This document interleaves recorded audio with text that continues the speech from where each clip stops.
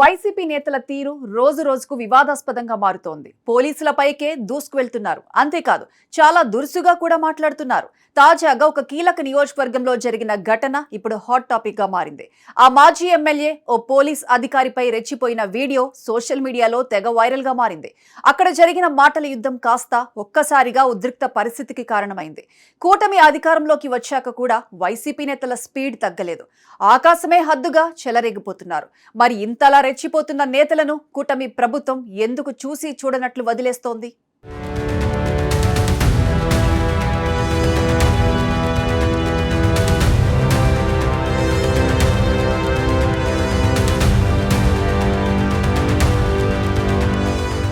ఏపీలోని కూటమి సర్కార్లో ఓ సీన్ తరచూ రిపీట్ అవుతూ ఉంటుంది. విపక్ష వైసీపీ నేతల ఆగ్రహం ప్రభుత్వ అధికారులకే కాదు, పోలీసు అధికారులకు సూటిగా హెచ్చరికలు చేసే పరిస్థితి తరచూ చోటు చేసుకుంటూ ఉంటుంది. సాధారణంగా విపక్షంలో ఉన్న వారు హెచ్చరికలు చేసే ధైర్యం చేయరు. చాలా తక్కువ సందర్భాల్లోనే ఇలాంటి పరిస్థితి కనిపిస్తూ ఉంటుంది.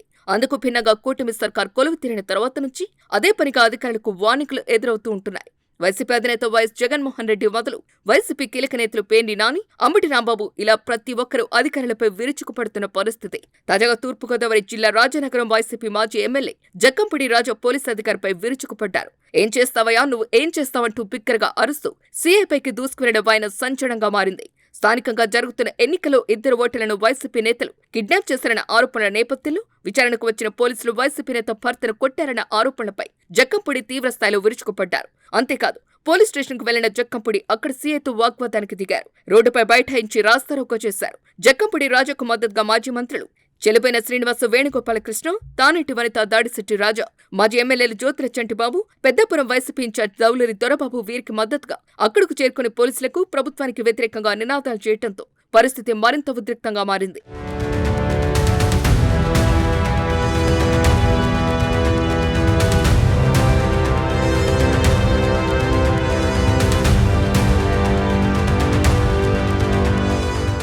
సాధారణంగా పోలీస్ స్టేషన్ అంటేనే సామాన్యులకి భయం. కానీ అక్కడ సీన్ రివర్స్ అయింది.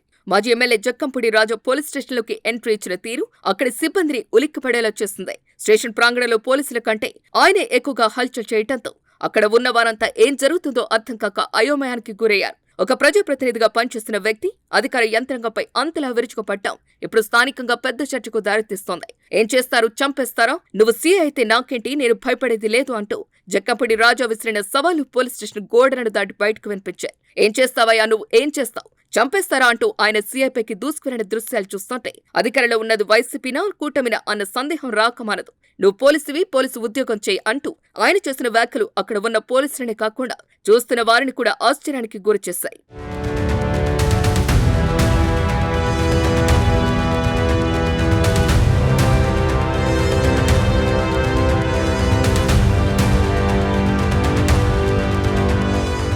ఈ హై వోల్టేజ్ డ్రామా వెనుక అసలు కథ దొడ్డిగుంట మత్స్య సహకార సంఘం ఎన్నికల చుట్టూ తిరుగుతోంది. ఈ నెల 29న జరగనున్న ఈ ఎన్నికల్లో గెలుపు కోసం పావులు కదుపుతున్న నాయకులు సామధాన దండ భేదోపాయాలను వాడుతున్నట్టు సమాచారం. ఈ క్రమంలో తమకు కావలసిన ఓటర్లను దక్కించుకోవటానికి వైసీపీ నాయకులు అపహరించారంటూ వారి కుటుంబ సభ్యులు ఫిర్యాదు చేయడంతో అసలు చిచ్చు మొదలైంది.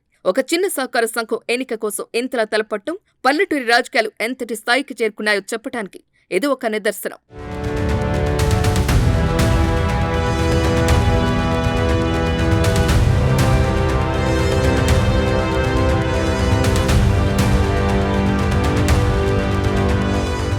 సాధారణంగా ఒక పార్టీ అధికారంలో నుంచి బయటకొచ్చిన తర్వాత కొంతకాలం ఆత్మ పరిసరలోకి వెళ్లటం, ప్రజల మధ్యకి వెళ్లి కొత్త వ్యూహాలతో ముందుకు రావటం చూస్తుంటాం.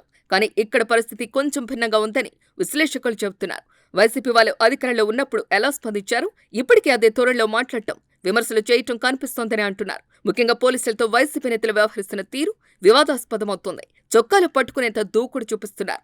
ఈ వైఖరి కేవలం యాదృచ్ఛికం కాదని ఇది ఒక వ్యూహాత్మకమైన దూకుడనే అనుమానాలు ప్రారంభమయ్యాయి. రాజకీయాల విమర్శలు సహజమే అయినా రక్షణ కవచంలా ఉండాల్సిన పోలీస్ వ్యవస్థను లక్ష్యంగా చేసుకోవటం ప్రజాస్వామ్యానికి చేటు తెస్తోంది. వైసీపీ నేతలు అనుసరిస్తున్న ఈ దూకుడు వైఖరి వల్ల పోలీస్ యంత్రాంగం నిస్సహాయ స్థితిలోకి వెళ్లే ప్రమాదం ఉంది. ఇది అంతిమంగా రాష్ట్రంలో శాంతి భద్రతలపై తీవ్ర ప్రభావం చూపుతోంది. మరి ఈ పరిణామాలపై కూటమి సర్కార్ ఎలాంటి చర్యలు తీసుకుంటుంది అన్నది తేలాల్సి ఉంది.